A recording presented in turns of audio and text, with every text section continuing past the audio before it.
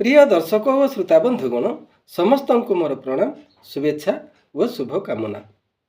आज मु श्री धनपति दिगाल ओडिशार जनाशुना सुसाहित्यक कवि सौरभ कैलाश चंद्र बेहेरा सृजनी नहीं आसी एक सुंदर मनछुआ गीति कविता जार शीर्षक हेउछि मधुसूदन स्मरण। आशा आपण मानंकु निश्चित भल लागिबो, जाहाकु आपण माने रेडियो महक नंबर 89.6 FM माध्यम शुणी पारिबे। कविताटी शुणी सारिला पोरे निजस्व मतामत देवाई आदौ भूलिबे नाही। कवितार शीर्षक मधुसूदन स्मरण।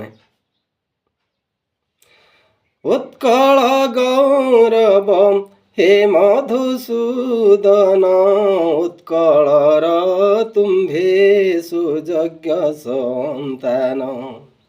1848 मसीहारे एप्रिल मास 28 तारिखरे कटक जिलार सत्यभामापुरे जन्मिलो एक शुभ मुहूर्तरे।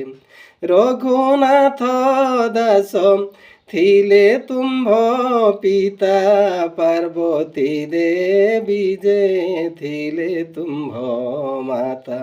गोविंद बल्लभ थिला बाल्य नाम, से काले नथिले छात्र तुम्भ सम। कटकरे भेन्सा कॉलेज स्कूल ठारे प्राथमिक शिक्षारंभिल। 1864 मसीहारे पास कल एकादश परीक्षारे।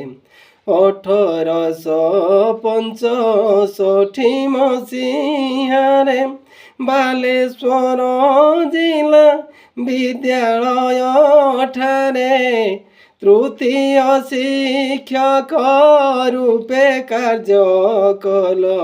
एहा परे उच्च शिक्षा पाई गल।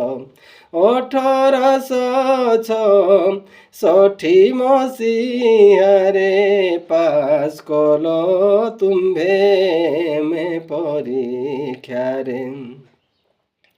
एमए पास परे आईन पढ़िल, राज्यर प्रथम वकील हईल।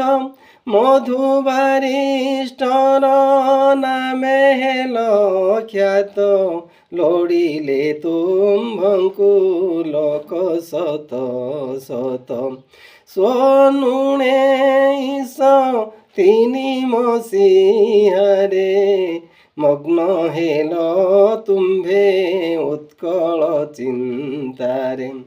सेतु उत्कल सन्मिलनी गढ़ी, समस्त भोग विलास को छाड़ी। स्वतंत्र उत्कल प्रदेश गठन, कार्ये दिवानिशि होइल मगन। जागरण आनी लोकंक मनरे, दाबी जणाइल इंग्रेजींक ठारे। 1921 मसीहारे बिहार ओडिशा मंत्री भावरे। ओडियारे शपथ पाठ करिल, ओडिया भाषार गौरव रखिल। 1905 मसीहारे उत्कल ट्यानेरी कल कटकरे। निम्नमानर जोता पड़ीदेल, ओडिशा राज्यर मर्यादा रखिल।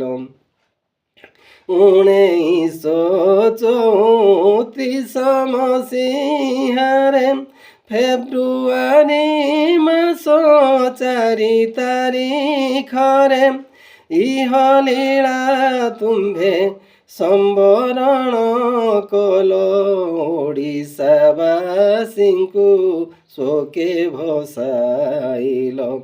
2 ବର୍ଷ ପରେ ତୁମ୍ଭରି କଳ୍ପିତ ସ୍ୱତନ୍ତ୍ର ଓଡ଼ିଶା ହୋଇଲା ପ୍ରାପତ।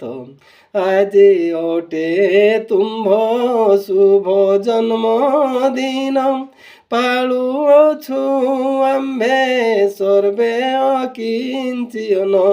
ଦୟା ବହି ଆସି ସକର ପ୍ରଦାନ, ଯୁଗେ ଯୁଗେ ହେଉ ତୁମ୍ଭ ଜୟ ଗାନ।